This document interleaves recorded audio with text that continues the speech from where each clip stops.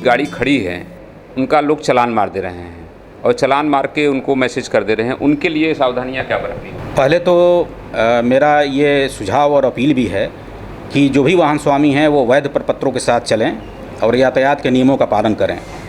यदि किसी ने अपनी गाड़ी को आड़े तिरछे कहीं पार्क कर दिया है अथवा नो पार्किंग जोन में खड़ा कर दिया है तो निश्चित तौर पर वो चालान का भागी बनेगा। तो ऐसे अपने वाहन को ऐसे स्थान पर खड़ा करें जो उसके लिए उपयुक्त है। और यदि कोई चालान करता प्राधिकारी किसी वाहन का चालान करता है तो उसके लिए आवश्यक है कि वो भौतिक रूप से वाहन को देख रहा हो और वाहन में जो त्रुटि हो अथवा जो जिस अभियोग के तहत चालान किया जा रहा हो उससे वो भिज्ञ हो, तभी वो उसका चालान करेगा।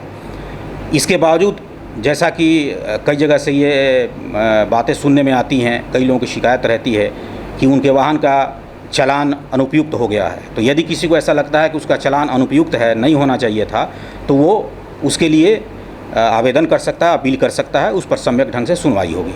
वो कहाँ अपील करेंगे सर? ये जिस विभाग का, यदि पुलिस ने चालान किया है तो संबंधित CO ट्रैफिक के दफ्तर में चालान का प्रशमन हो सकता है। यदि परिवहन विभाग की तरफ से किया गया है तो मेरे दफ्तर में उसका प्रशमन हो सकता है। दोनों में से किसी जगह पे जाके अपने चालान का प्रशमन कराया जा सकता है। सर, जो चालान हुआ है तो वो क्या उनको मैसेज जो जाएंगे या जो मैसेज नहीं पढ़ पा रहे हैं उनके लिए क्या होगा? प्रयास तो यही है कि हम सबको सूचित करें और हमारे पास माध्यम वही मैसेज है, उसे होता है। अन्यथा यदि किसी को इसमें कोई संदेह हो तो स्वयं दफ्तर आकर के, चाहे ट्रैफिक पुलिस के कार्यालय जाकर या मेरे कार्यालय आकर के इसके बारे में पता कर सकते हैं कि क्या उनके वाहन पर कोई चालान है। वैसे ऑनलाइन ये सुविधा दी गई है, सबके मोबाइल नंबर पर चालान की सूचना चली जाती है।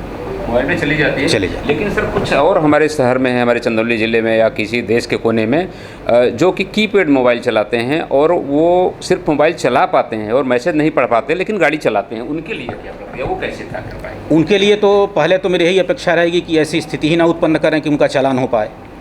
वो वैध प्रपत्रों के साथ चलें और अपने वाहन को यातायात के नियमों के अनुसार चलाएं। किंतु यदि कभी ऐसा होता है कि उनके साथ चालान हो जाता है तो संबंधित कार्यालय में जाकर उनको पता करना पड़ेगा कि चालान किस अभियोग में हुआ है अथवा क्या हुआ है, उनको पूरी जानकारी दे दी जाएगी। ऐसे चालकों के लिए अथवा ऐसे अभ्यर्थियों के लिए विशेष तौर पे हम लोगों ने पूछताछ केंद्र अपने कार्यालय में स्थापित कर रखे हैं जहाँ पर उनको पूरी जानकारी दे दी जाती है। सर, इसके साथ एक सवाल और उठता है कि अगर जो नहीं जानकारी है, जो मैसेज नहीं पढ़ पाते हैं, बहुत से ऐसे हैं जो नहीं पढ़ पाते हैं, तो उनके चालान पे चालान कटते चले जाएंगे तो उनका क्या प्रक्रिया होगा? वो चालान क्या डबल होते चले जाएंगे या एक्स्ट्रा शुल्क लगता जाएगा, क्या होगा? नहीं, वो तो जितनी बार आप किसी नियम का उल्लंघन करेंगे अथवा यातायात के विरुद्ध कोई कार्य करेंगे तो चालान तो अगर प्राधिकारी की दृष्टि में आ जाता है तो चालान तो होगा।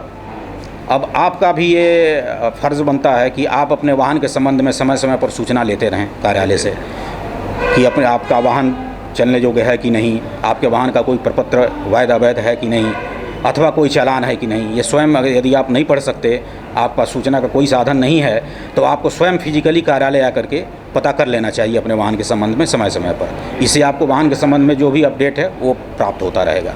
तो इसी क्रम में ये तो हो गई आपको जानकारी जो चालान की प्रक्रिया है, मैं आपको जानकारी देता रहा हूँ।